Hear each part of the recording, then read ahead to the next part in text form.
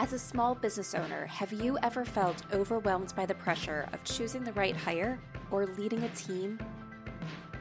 Or have you ever found yourself tolerating a bad hire because you fear trying and failing again as you repeat the hiring process? If so, you're not alone, and you are in the right place. Welcome to the Growing Your Team podcast. The Growing Your Team podcast teaches business owners like you to expand your unique business by teaching you to master the hiring and team management process. Hiring and managing a team does not have to be a challenge. You just have to learn to do it right. And the Growing Your Team podcast teaches you how to become a confident leader who hires right every single time.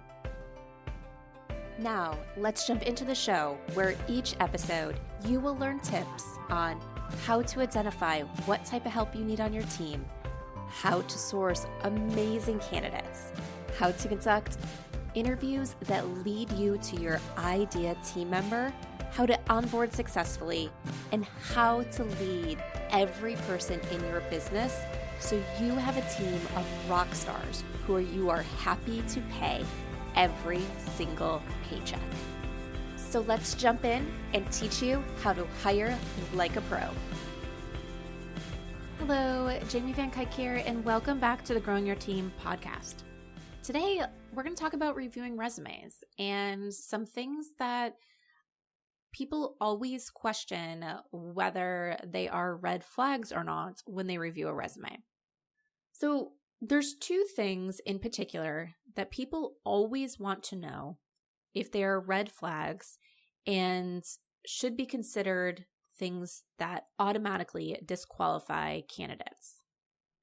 The first one is job hopping. Everyone wants a team member that is going to be loyal because we don't want to train someone and then have them leave.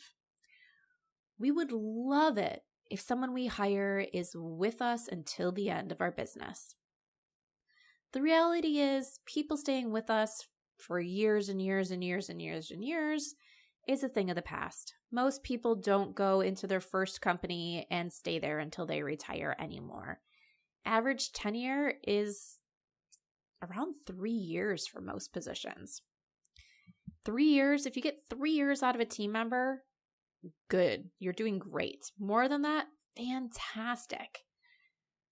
But what we don't want is have to rehire for the same position every year over and over and over again. So one of the things I hear a lot when I'm going to help businesses with hiring is, how can I make sure they're going to be loyal? How can I make sure that they're going to stay with me? And there are a few different things that we can do throughout the hiring process to really gauge if this is the right position for someone, because that is the biggest thing. Is this the right position? Are we bringing them into something where they could actually be happy long-term and fit long-term versus forcing them to stay long-term? But before we even get to that interview to be able to ask questions, there's always that thing of, if someone job hops, should I automatically disqualify them because obviously they're not going to stay with me very long? And I would say that obvious is not always as obvious as it seems. So I don't think job hopping is an absolute red flag. It can be, but it's not always a red flag. So when we see that someone has done a lot of job hopping on their resume, so I consider job hopping if it looks like they are going to a new job every year, possibly up to a year and a half, but definitely anything that's really around that year mark, and it seems to be that pattern every year they're getting a new job. That's what I consider job hopping. There's a few things I look for to say, is this an area of concern or is it no big deal? The first thing I'll say right off the bat is look at the years. Anything from 2020 to 2022, if the job hopping happened during then, it could be COVID related. There were a lot of companies that hired and then fired during COVID. They had an uptick of business, so they hired new staff, and then things went down, or they fired really early on in COVID out of fear that their business wasn't going to do very well. So they got people off their payroll. There was a lot of things that happened during COVID that were out of people's control. There was then also a lot of people during COVID that had to switch jobs because kids were home from school. Family members might have been at risk, high risk, so they wanted to limit their exposure, and their current job involved them constantly being around people. It wasn't something that could be done at home. So there was people that had to change jobs because of family or other obligations, and they just took whatever was available versus something that they really liked, because continuing to earn that income while also being there for their family was their number one priority. So then they went to go look for something that actually excited them once they had that opportunity again. There's also people that during COVID decided, you know what, I want to try something new. This is that motivation. Life is short. Let me go try this new thing, and realize that new thing wasn't for them. So I always say be a little flexible around the COVID years, because there's a lot of factors that played into those years that are different than a normal job market. Outside of the COVID years, some of the other things I look for is what were the positions that this person was moving from and moving to. There are some candidates that excel very quickly in their role, and they're looking for that next opportunity.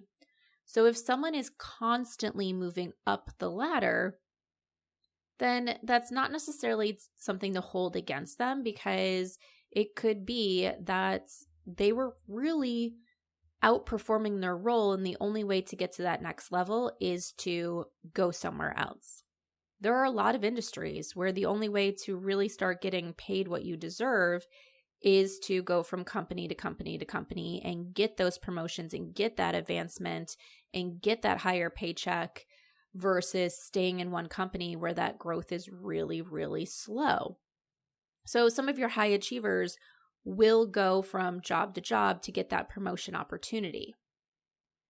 That is one thing you just want to keep in mind when you bring someone in is, are they going to do the same in your organization where there is no opportunity for growth?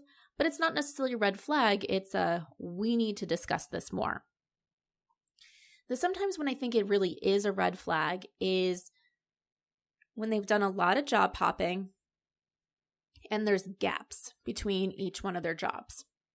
So what this can signify is that they're leaving jobs unexpectedly. So they don't have something lined up. So they're not saying, I found this other opportunity. It's, well, this job's done. Now I need to go out and find that next opportunity. This could be signs that they are continually being fired from their current job, or it could be that maybe they have the personality where something happens at work, their boss gets mad at them and they say, fine, I'm done, and they walk out.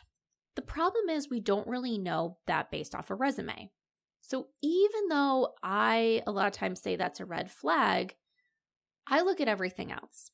If that person is still highly qualified for an interview, I'll bring that person in for an interview and then find out what was going on. Why did they have all this job hopping? There was a case in the past where the person did some of that job hopping and had gaps in their resume because of the fact that their significant other had a position where they were asked to move frequently. And sometimes they had to leave their job and then would focus on getting the family settled in before they'd go find their job in the next city.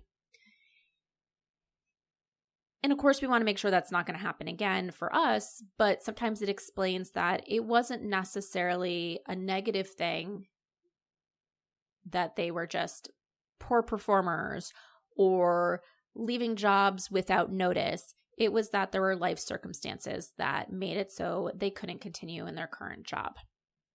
So sometimes that red flag just means have a conversation. If it's a candidate that's in your maybe pile and they have the red flags, then probably move them to the no. But if they're in their yes category of people that should get an interview, don't discount them because of that red flag, job hopping red flag. Discuss it during an interview. I had a family member once that very early on in their career, there were those things where you could probably consider it job hopping or short tenure and everything in their resume. This person will blatantly tell you that it was due to a lack of professional maturity.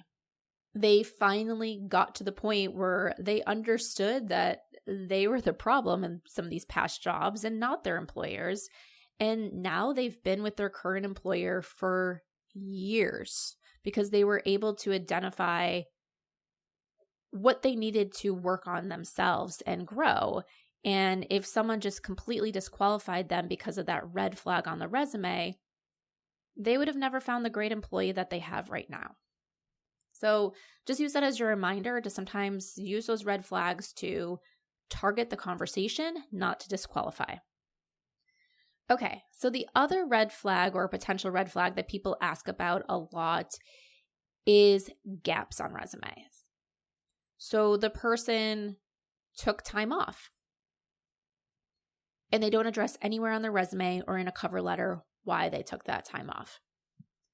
So first off, I just want to say it's none of our business why someone took time off.